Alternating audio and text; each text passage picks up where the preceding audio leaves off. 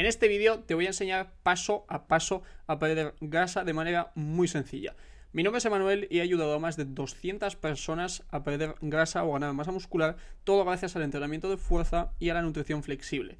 En este vídeo, o mejor dicho, en este curso completo, quiero enseñarte todos los trucos, todas las estrategias, todo ese paso a paso para que tú también puedas lograrlo.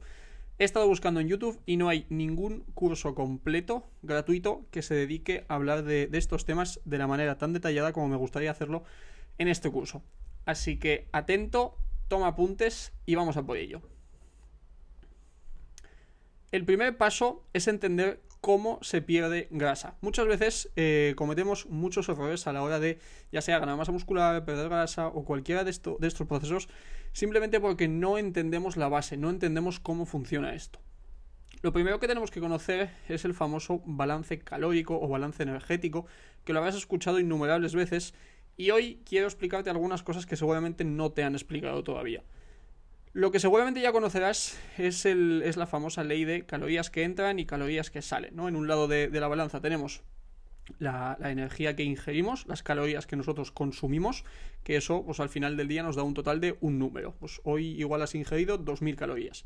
Y luego en el otro lado de la balanza tenemos lo que es el gasto calórico total de una persona. Y lo que sabemos es que si tú ingieres 2000 calorías y gastas 2000 calorías, te mantienes en tu peso corporal. En cambio, si gastas más de lo que ingieres, pierdes peso. En cambio, si ingieres más de lo que gastas, ganas peso. Esto es la teoría. Pero muchas veces esto no es tan sencillo como parece, porque el cuerpo humano, al final la fisiología, no es algo tan matemático, no es algo tan fácil. Y sobre todo cuando entran en juego sistemas como el sistema hormonal. Entonces va a haber varias cositas que vamos a estar aclarando sobre esto. Lo primero que me gustaría explicarte es de dónde viene ese gasto calórico total de una persona. Y es importante que entendamos que el 65% de las calorías que gasta una persona en su día a día es gracias a una cosa que se llama metabolismo basal, que no es más que la energía que necesita una persona para mantenerse con vida y realizar las funciones vitales. Simplemente eso, simplemente para mantener a una persona con vida, manteniendo las funciones vitales que tiene que realizar, sin hacer absolutamente nada más, en reposo. Este número depende de, es decir, el número de calorías que necesitamos, el número de calorías de tu metabolismo basal, va a depender de tu sexo, si eres hombre o mujer. Por norma general, los hombres gastan más energía que las mujeres. La edad, que aquí también al principio, cuando nacemos, gastamos menos energía. A medida que vamos creciendo, empezamos a gastar cada vez más energía, hasta que nos empezamos a hacer más mayores, que entonces empieza a disminuir y volvemos a gastar menos energía, como que nuestro metabolismo empieza a ralentizarse. Después, la altura. Obviamente, cuanto más alto o más alta seas, más energía vas a gastar. En cuanto al peso corporal, que va un poco de la mano también con la composición corporal. Si tú eres una persona que pesa 70 kilos, seguramente una persona que pese 80 kilos va a gastar más calorías que tú, va a tener un mayor gasto calórico que tú. Pero aquí lo más importante no es el peso corporal, sino la composición corporal, que es un poco el punto más importante.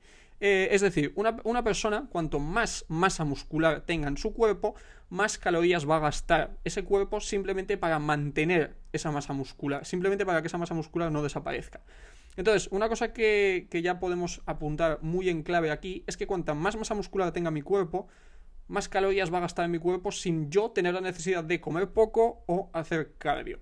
Entonces, es muy importante saber que cuanto más músculo tengo, más calorías gasta mi cuerpo solo para mantener ese músculo, ¿vale? Esto es súper importante.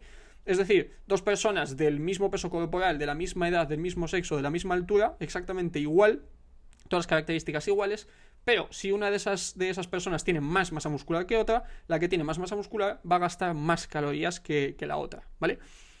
Y por último, hay más cosas, pero para ir concluyendo con esto, el estado de salud también es algo importante. Por ejemplo, nosotros cuando tenemos fiebre, cuando estamos enfermos, nosotros gastamos más calorías, consumimos más energía. Cuando salimos de una operación, o incluso cuando nos hacemos un tatuaje, cuando tenemos alguna cicatriz, ese tipo de cosas como que hacen gastar más calorías en nuestro cuerpo. Esto simplemente para que lo sepas a nivel anecdótico, pero esto no es algo que tengas que tener en cuenta en tu proceso de pérdida de grasa. Lo que sí que tienes que tener en cuenta, por ejemplo, es que si estás en un proceso de recuperación, estás enfermo, tienes alguna enfermedad, no deberías de reducir drásticamente tu consumo de energía porque le estás dificultando a tu cuerpo ese proceso de recuperación, ¿vale? De esto hablaremos en otro vídeo, pero bueno, simplemente para que tengas en cuenta que el total de gasto calórico de tu día a día, una gran parte, el 65%, es lo que gasta tu cuerpo simplemente para mantenerse con vida, para hacer la digestión, para respirar, para mantenerte con vida, ¿vale? El siguiente 15% se denomina actividad diaria no proveniente de entrenamiento. ¿Qué significa esto? Simplemente el movimiento que hacemos en nuestro día a día. Es decir, si yo voy a comprar el pan y voy andando, si voy al trabajo y voy andando, si subo las escaleras y voy andando, todo este movimiento que hacemos en nuestro día a día, desde que nos levantamos hasta que nos acostamos, supone hasta un 15% del gasto calórico total de nuestro día a día. Y esto es muy importante. El otro 10% son las sesiones de entrenamiento que hacemos. Es decir, si yo voy 4 veces a la semana, 1 hora al gimnasio, o si hago 1 hora de fútbol o de pádel, sea de lo que sea, esas sesiones corresponden al 10% del gasto calórico total.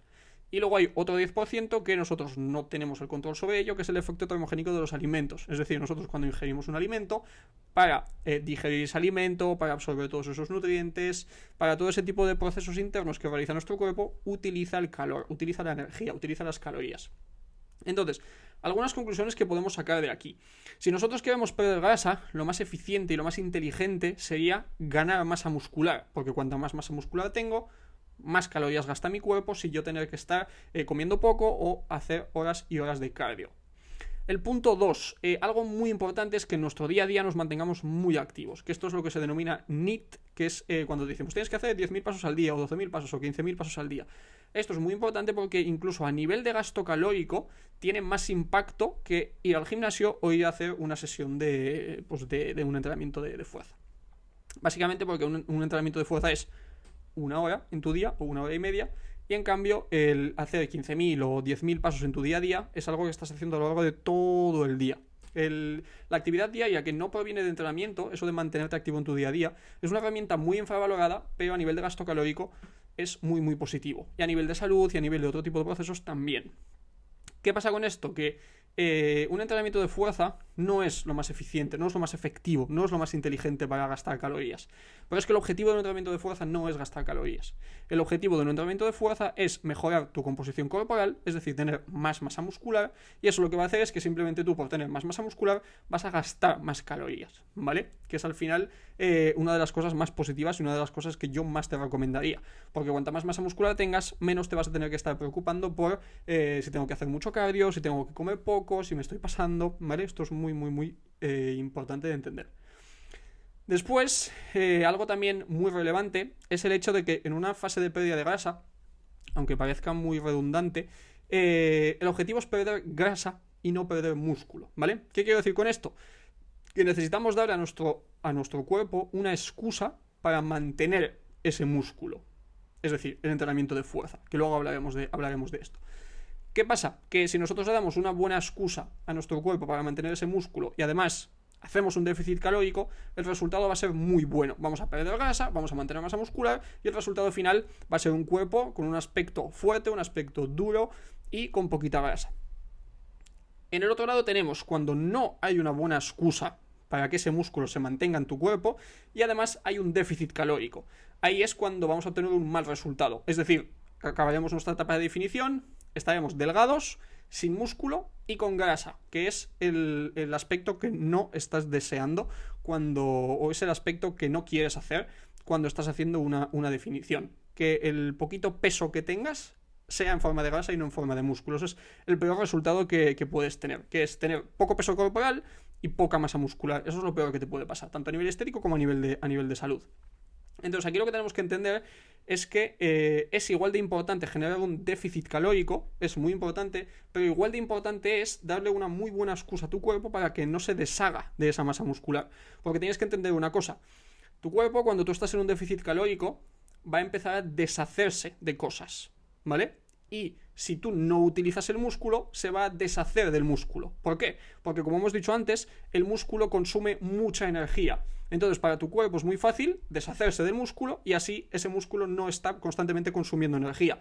Porque tú, por otro lado, le estás privando de calorías, estás generando un déficit. Le das poca energía y entonces tu cuerpo, si se deshace del músculo, pues va a consumir menos energía, ¿vale? Entonces es una de las cosas que va a intentar hacer tu cuerpo. Entonces tú lo que tienes que intentar por otro lado es, gracias a un entrenamiento de fuerza bien planteado, obligarle a que mantenga ese músculo, y así es cuando tenemos ese buen resultado. Con el déficit calórico perdemos peso, con el entrenamiento nos aseguramos la masa muscular, entonces lo único que perdemos es grasa corporal, y es cuando el resultado es bueno.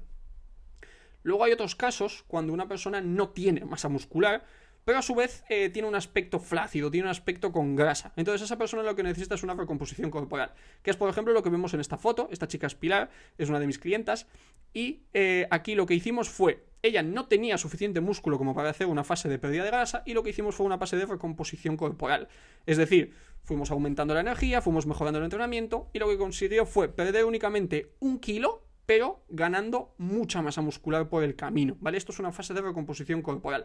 Hay muchos más ejemplos. Con Lorenzo nos pasó lo mismo. Lorenzo era una persona que no tenía mucha masa muscular, y lo que hicimos fue una recomposición corporal, e incluso si veis, al final pesa más de lo que pesaba antes, pero su aspecto de masa muscular es mayor y su aspecto de porcentaje de grasa es peor, ¿vale?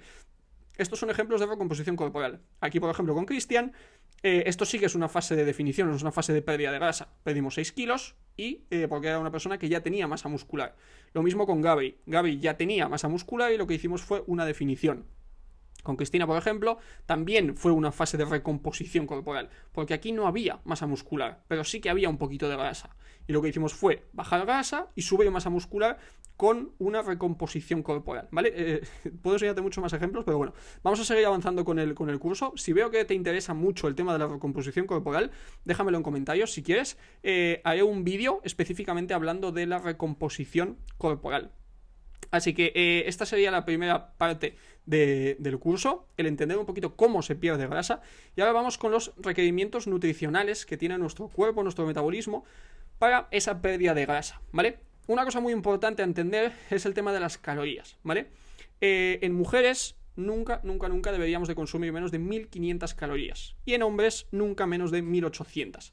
Esto es por lo que hablábamos antes del metabolismo basal. Si una mujer consume menos de 1500 calorías, va a estar poniendo en peligro su salud, su sistema hormonal, porque no es suficiente esa energía como para que esa persona realice con total normalidad sus funciones vitales, su fase de menstruación y todo ese tipo de cosas que gastan mucha energía.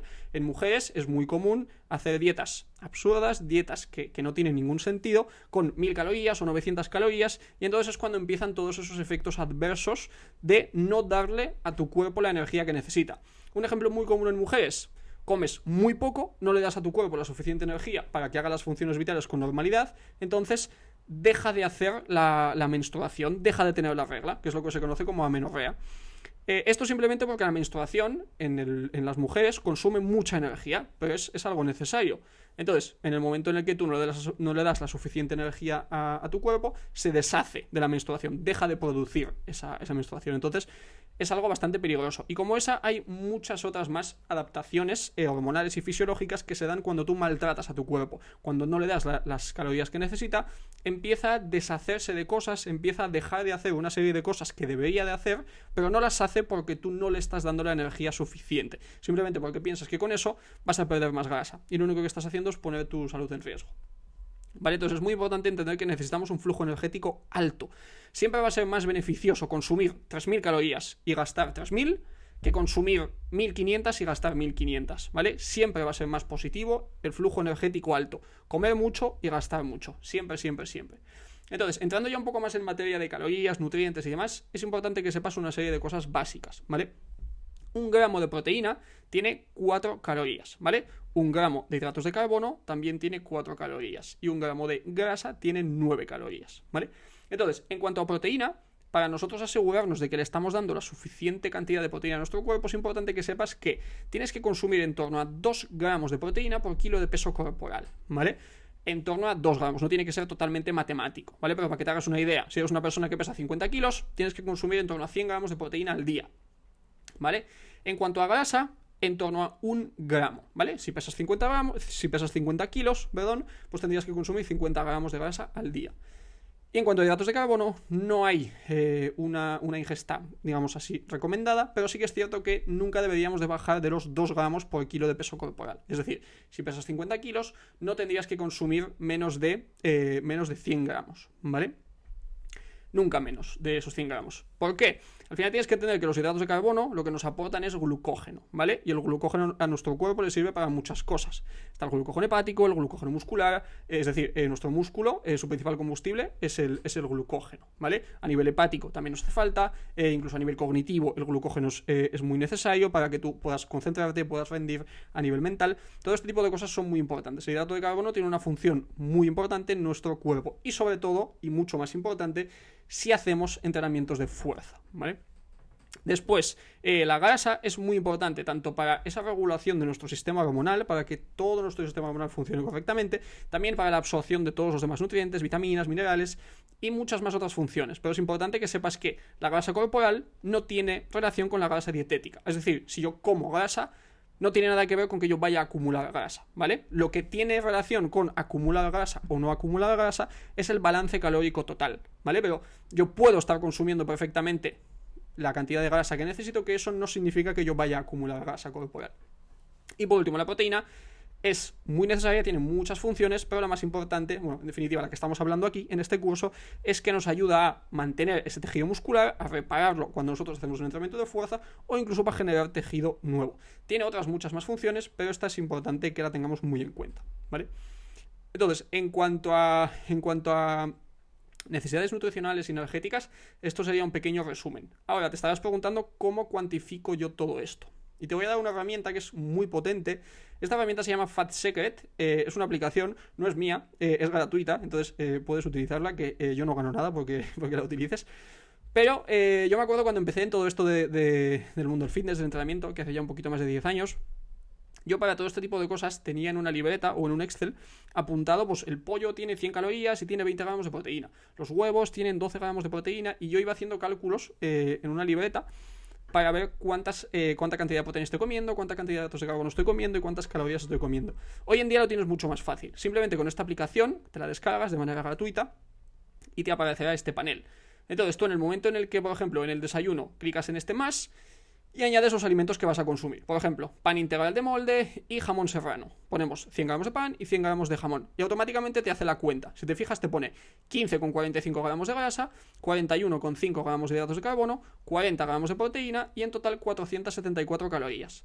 Tú no tienes que hacer absolutamente nada. No tienes que pensar en cuántas calorías tiene cada alimento. Simplemente tienes que tener una noción básica de qué alimentos tienen proteína, qué alimentos tienen hidratos de carbono, qué alimentos tienen grasa, combinarlos de manera inteligente y esta aplicación te va a hacer el cálculo, ¿vale?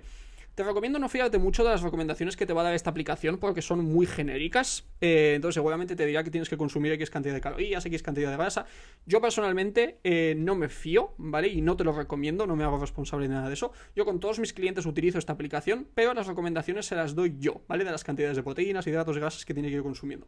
Esta aplicación simplemente la utilizamos para contabilizar cuánto estamos comiendo, ¿vale? Para así tener una pequeña noción básica de cuánta energía estoy consumiendo. Porque es muy interesante nosotros saber estimar de manera aproximada, ¿vale? No tenemos que ser muy matemáticos con esto, pero de manera aproximada cuánta proteína estoy consumiendo, cuánta grasa, cuántos hidratos de carbono. Viene muy bien una fase en la que tú peses la comida en una báscula de cocina para que tú más o menos también sepas estimar cuánto es mucho, cuánto es poco de manera objetiva. Porque me encuentro a mucha gente que me dice, no, yo es que como mucho, o no, yo como muy poco. Pero no son objetivos, es simplemente que ellos piensan que comen mucho o piensan que comen poco, pero en el momento de la verdad, en el momento de hacerlo objetivo, viendo un poco estos números, se dan cuenta de que estaban muy equivocados. Así que te recomiendo echarle un vistazo a esta aplicación porque te va a ayudar mucho.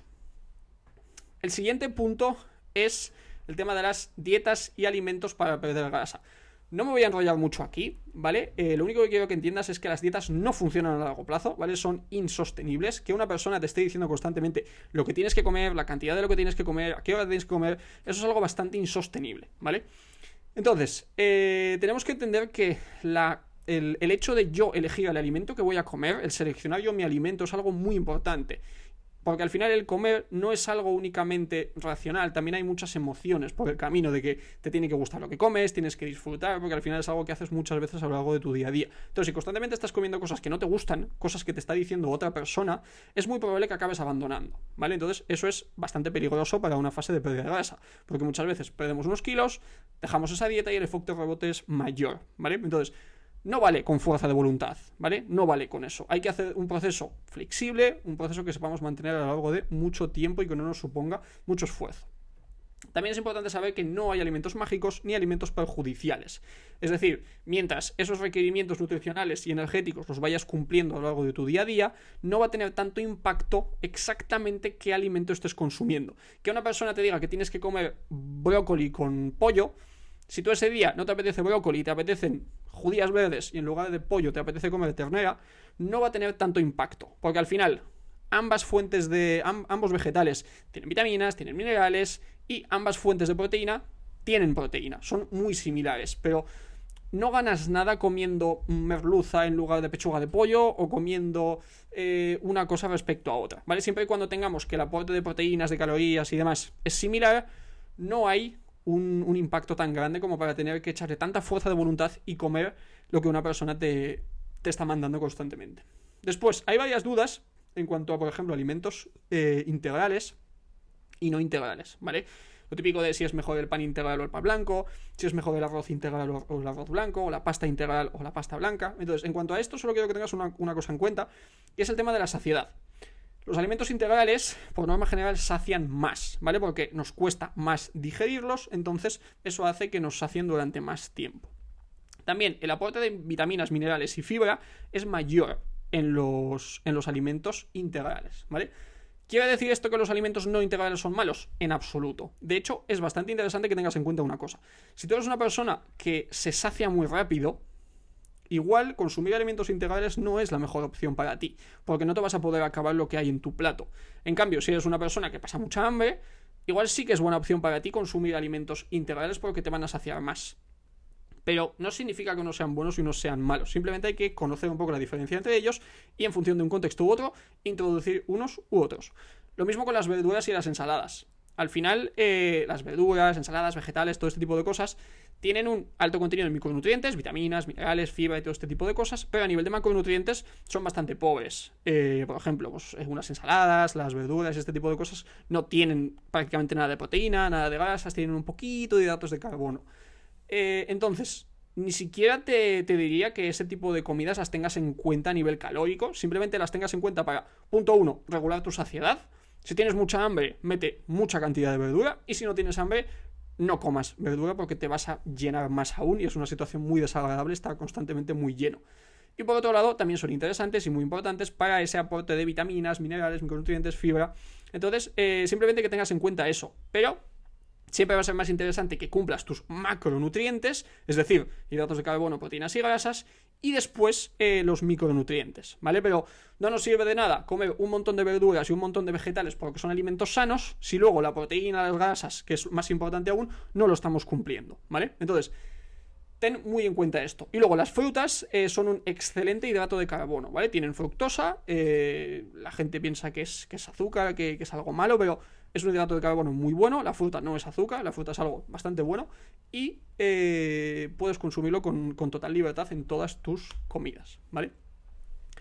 En cuanto a las dietas, todo ese tipo de dietas que supuestamente funcionan, pues la dieta de la alcachofa, dieta de la piña o dieta de lo que sea, hay que tener cuidado con una cosa, y es que al final, si tú pasas de comer comidas normales y de repente pasas a alimentarte únicamente a base de piña o a base de batidos, vas a tener un déficit energético muy grande, pero muy, muy, muy grande. Entonces, obviamente vas a perder peso, pero también vas a perder mucha masa muscular, porque con ese tipo de dietas, ni la proteína que necesita tu cuerpo se la estás dando, le estás dando mucha menos proteína de la que necesita, entonces vas a perder masa muscular. A nivel de grasa, seguramente tampoco le estás dando a tu cuerpo la cantidad de grasa que necesita, entonces tu sistema hormonal también va a empezar a funcionar un poquito peor y es muy probable que tengas graves problemas de salud a largo plazo si haces ese tipo de dietas tan restrictivas, ¿vale?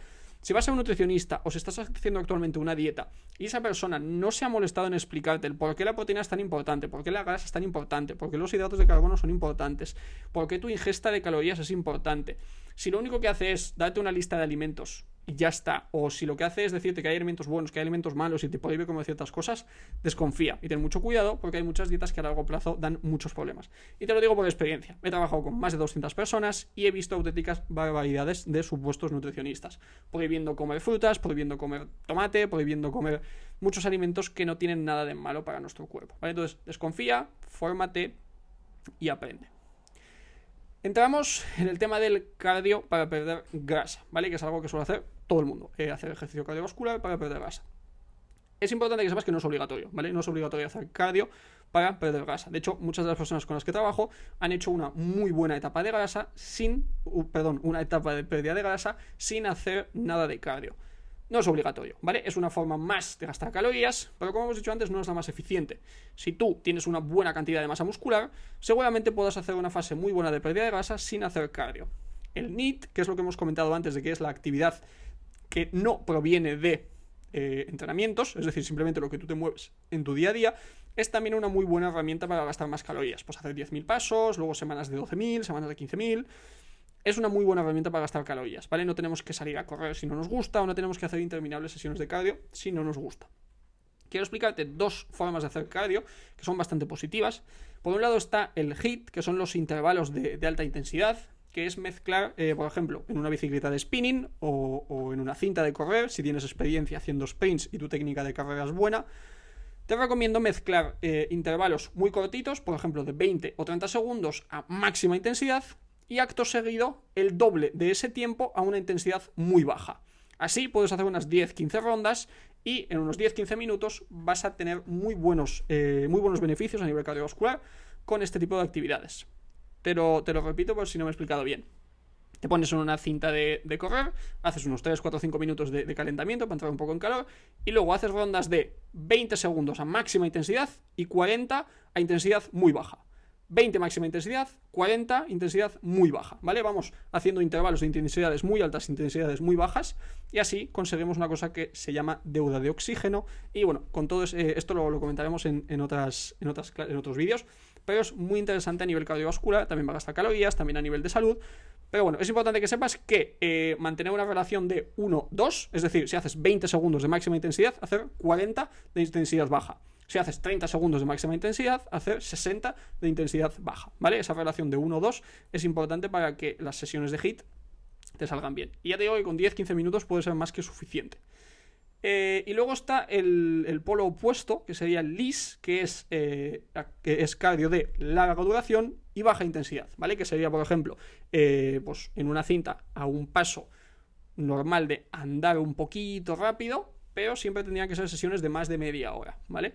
Entonces son diferentes tipos de hacer cardio para que esto no tenga interferencias con el entrenamiento de fuerza, ¿vale? Ya que pues salir a hacer largas tiradas de resistencia, de correr durante media hora o 40 minutos, el problema que puede tener es que puede perjudicar tu recuperación de los entrenamientos de fuerza.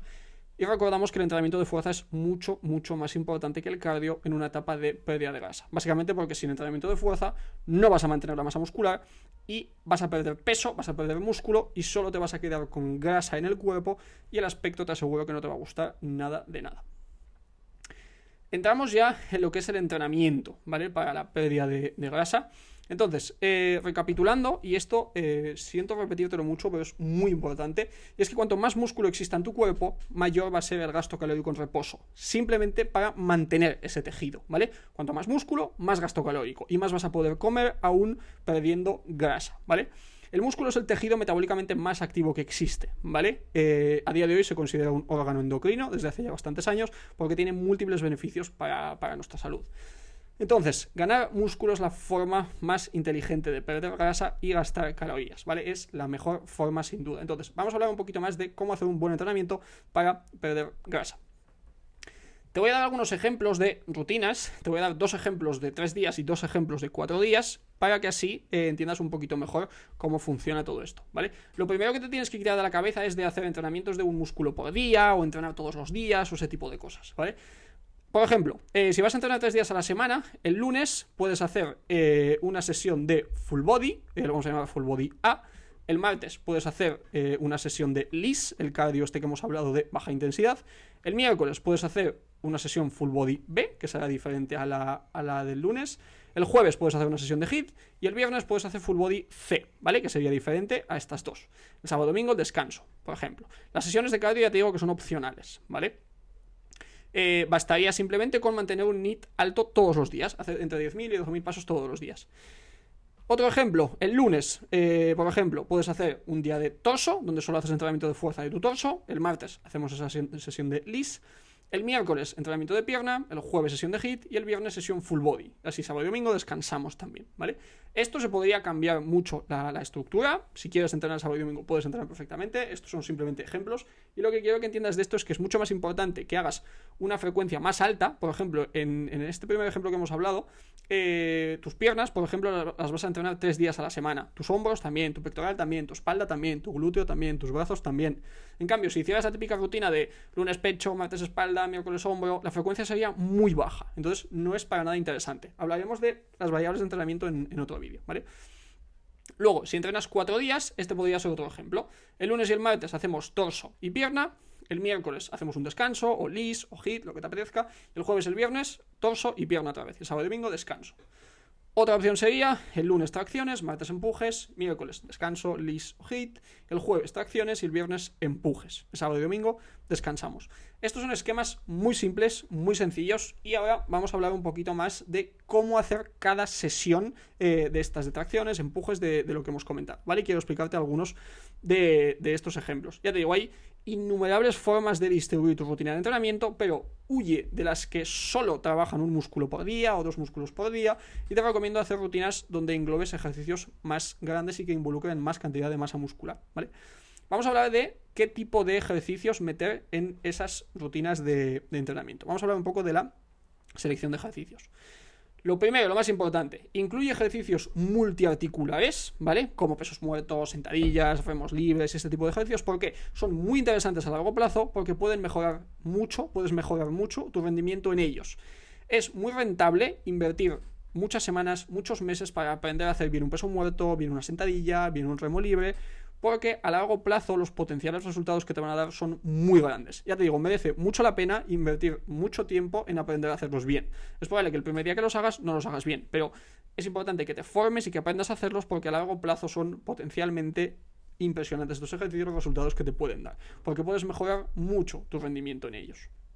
Después, incluye también ejercicios más sencillos, ¿vale? Más analíticos, que tengan más estabilidad para poder entrenar muy intenso en ellos desde el día 1. Es decir, una prensa, jalones en poleas, máquinas específicas. Son ejercicios que no tienes que dominar mucho a nivel técnico, que son sencillos de ejecutar. Entonces, desde el día 1 puedes exprimirlos mucho y puedes aplicar mucha intensidad en ellos. Que la intensidad es algo muy importante, que hablaremos también más adelante en otros vídeos, para que ese entrenamiento de fuerza sea efectivo. En definitiva, combinar estos es una muy buena opción, ¿vale? Tanto máquinas como mancuernas, como pesos libres. La combinación de todo esto es lo más interesante. Un ejemplo de un entrenamiento de torso de un hombre, por ejemplo. Incluiríamos una variante de tracción horizontal y una variante de tracción vertical. Es decir, un remo con mancuernas, unilateral por ejemplo, y un jalón con agarre neutro. Después, una variante de empuje inclinado, una variante de empuje en máquina. Un press con mancuernas a 45 grados y un press en máquina. Después, una variante específica de pectoral, unas aperturas desde poleas. Y ya después, la parte de brazo, que esto es un poquito, depende del sujeto, depende de la persona. Podemos incluir una variante de bíceps o de tríceps o de elevaciones laterales. En este caso, un curl de bíceps con barra Z, y el otro, unas elevaciones laterales con mancuernas. Si te fijas, el entrenamiento no se basa en ejercicios, ¿vale? Se basa en movimientos, en tracciones, empujes, gestos más específicos, por ejemplo, unas aducciones. Es importante que sepas que los entrenamientos se ejecutan así. No hay ejercicios obligatorios. Hay una serie de movimientos, una serie de variantes, y en función de eso seleccionamos unos ejercicios. Hay que dominar la biomecánica, entender un poco qué funciones ejecuta cada músculo, y en base a eso saber seleccionar los ejercicios de manera inteligente y no de manera redundante, y hacer siempre lo mismo, pero en diferentes máquinas, ¿vale? Eso sería perder el tiempo. Un ejemplo en mujeres, incluiríamos una variante de tracción vertical, una variante de tracción horizontal y luego una variante otra vez de tracción vertical. Por ejemplo, unas dominadas o dominadas asistidas, luego un remo con mancuernas a una mano y luego un jalón agarre prono.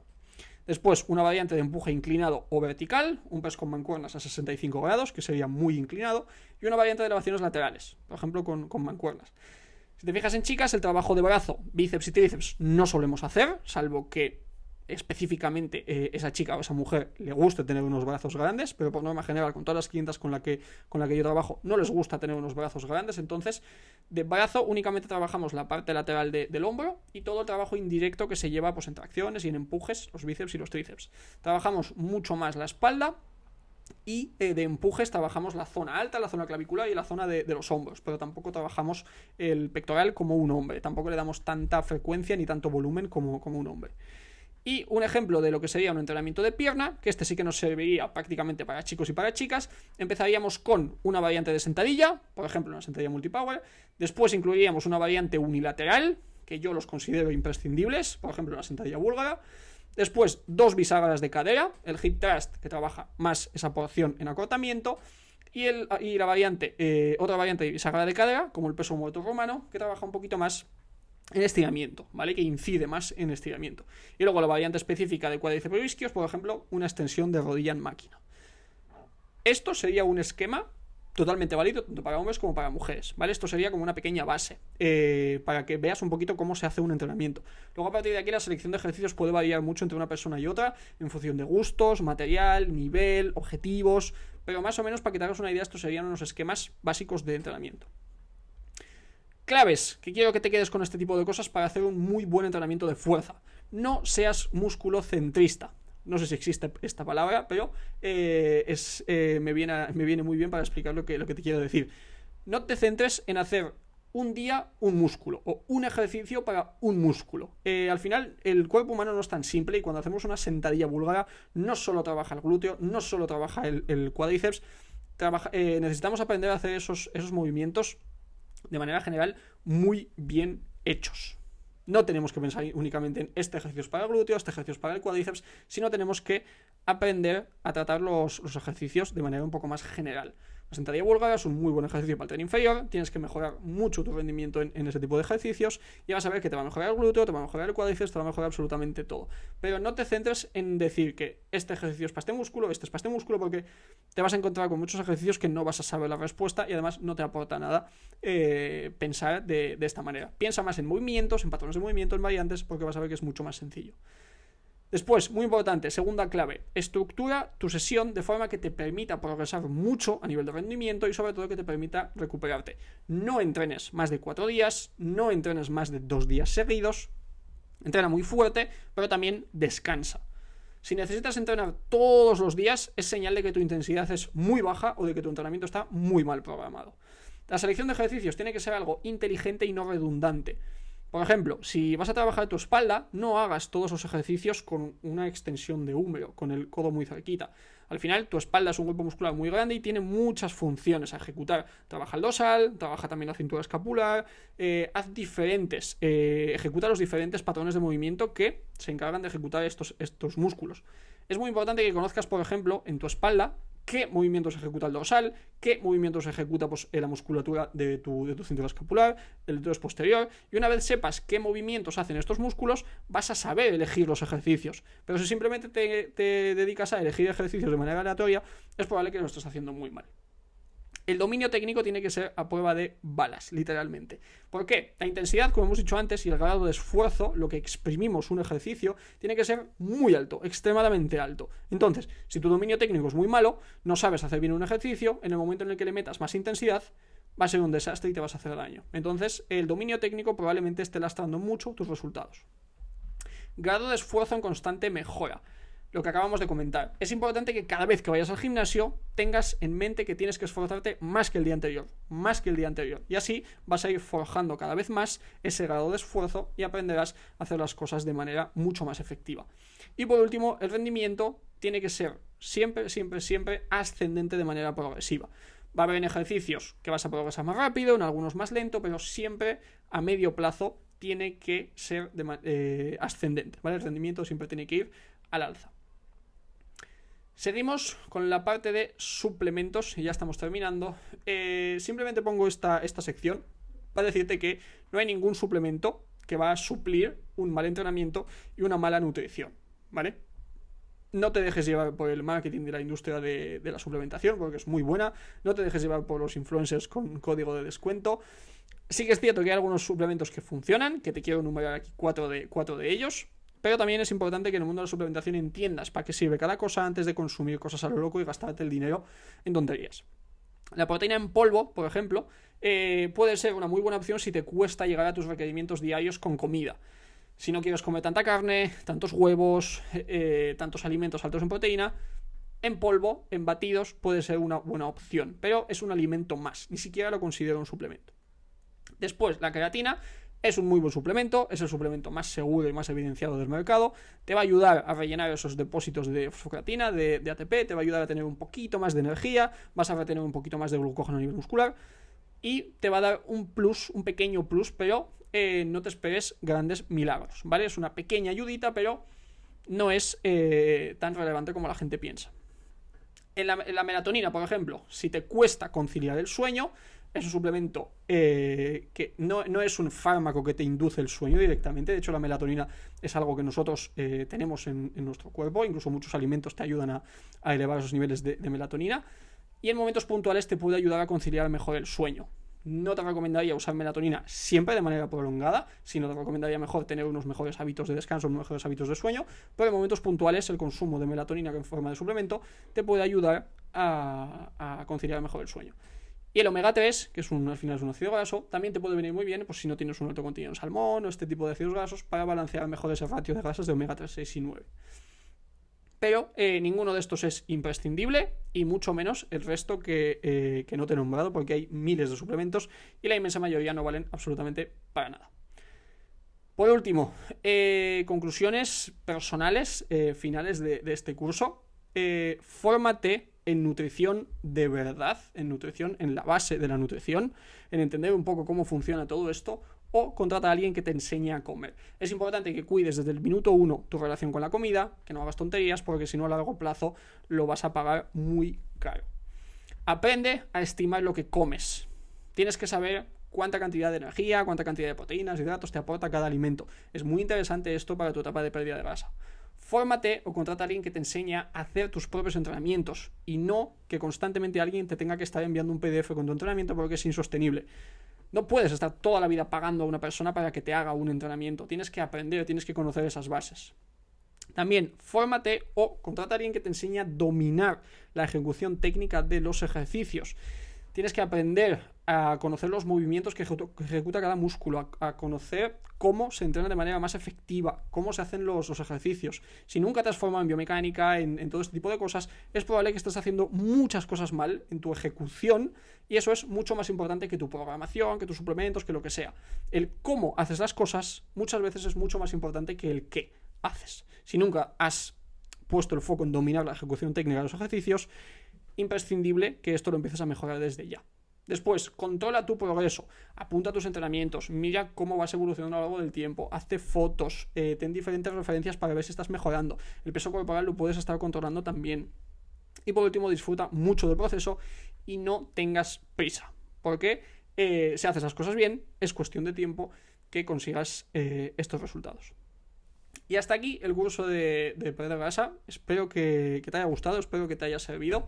Te voy a dejar en la descripción de este vídeo un poquito más de información pues acerca de mis redes sociales, acerca de mi programa con el que ayudo a más de 200 personas a conseguir este tipo de resultados, y estas conclusiones finales son las que me llevaron a crear el programa con el que hemos ayudado a tantísimas personas a conseguir estos resultados, ya que es un programa en el que te enseñamos a hacer tus entrenamientos, te enseñamos a entrenar, te enseñamos a tener mejor relación con la comida, te enseñamos a todo esto para que pasados unos meses tú seas autónomo o autónoma y que no tengas que estar siempre dependiendo de alguien, ¿vale? Así que te dejamos toda la información en la descripción de este vídeo y agradeceríamos mucho que nos pongas un comentario para ver si te ha gustado, si no te ha gustado, si hay algo que no has entendido bien, y nos vemos en siguientes vídeos. Un fuerte abrazo.